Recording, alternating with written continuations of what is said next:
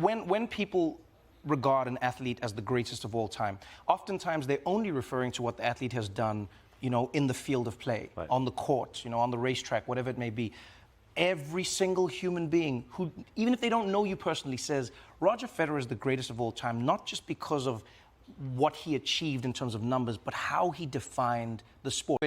And yet, when you talk to them, they say Roger Federer is who we're aspiring to, and he defines how we're trying to play. Many were shocked, especially people who don't watch tennis, to see when, you know, when you were saying goodbye to the sports.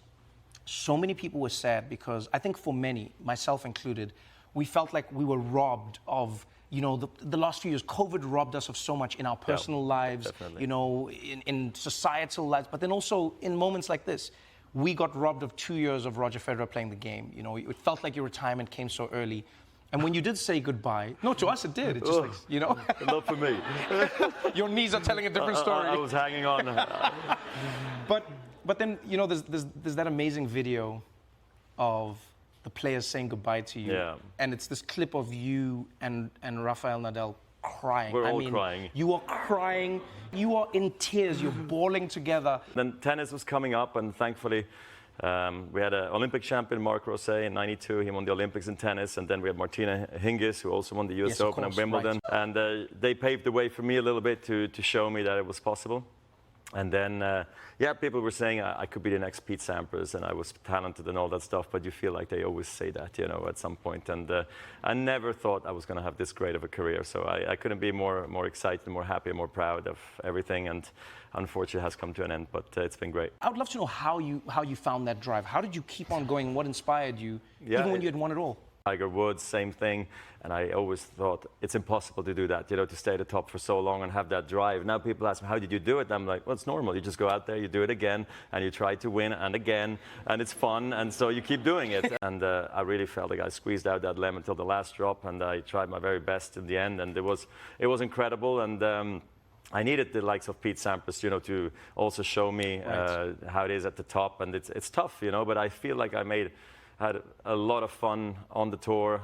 It was not just about tennis, it was also going to nice dinners with friends, and I'm happy that I didn't take tennis almost that serious or that professional. Still had that bit of an amateur twist to it. I'm a bit worried that every sport is going into such a professional direction, which I hope we don't lose the fun in it. It's an amazing moment, and then I knew it was going to be incredibly emotional. I've always cried a lot in victory and in defeat when I was younger. And I don't know why, but I do it. But I'm happy because I remember those moments even more so because of it. And then when it was all over and I had to take the mic, I knew it was going to be terrible for me, but I felt like I did actually pretty good. And I was so happy I was able to be there in tennis clothes and not like this, because that was in my vision was going to be a horror show, you know, for me to be there with the mic in front of in the light and tell everybody, you know, this is it. And it was amazing to do it in London too, where I had so much success. And Laver Cup was beautiful, and Rafa there holding my hand briefly. People thought it was, or I held his hand actually. But hands were held. It doesn't matter. It was amazing. Yeah. So I think that changed the whole dynamics of my farewell, if you want. Then my hope was I could play doubles with Rafa, and it was a very emotional phone call actually, because it was one of the first times I told somebody outside of my team and family, and I had to call him up and tell him, hey Rafa, just before you make any other plans, I would love you to be at the Laver Cup and play maybe one last doubles with me. And he's like, oh yeah, oh my god, okay, yeah, I'll be there. So, it was one of the first times I had to tell that story and come to terms like the career is ending. So when he showed up and Novak was there and Murray was there and Björn Borg was there and everybody was there, but I think you know, the end was very emotional, and to be actually on such a great sort of a friendship really with the guys at the very end of my career, after everything that we've gone through, brutal matches, great wins, tough losses, and at the end always having this camaraderie is amazing. I mean, maybe just a little anecdote, because maybe people don't know, but we share the same locker room, we share the same restaurants, we usually get put in the same hotels, so we see each other all the time, and we even practice together, you know. You see, that's something I think a lot of people don't know, and when I found that out, it was one of the strangest ideas I had to wrap my head around. I don't think there are many sports where the Yeah. greatest rivals You would think so, yeah. practice with each other. I always go like, you know, I think of like kung fu movies as a kid. I don't want you to know my secrets. I don't want you to know my tricks. Well, and yet you would hit with each other. You But would that's practice. why I ended up not practicing very much with Novak and Rafa.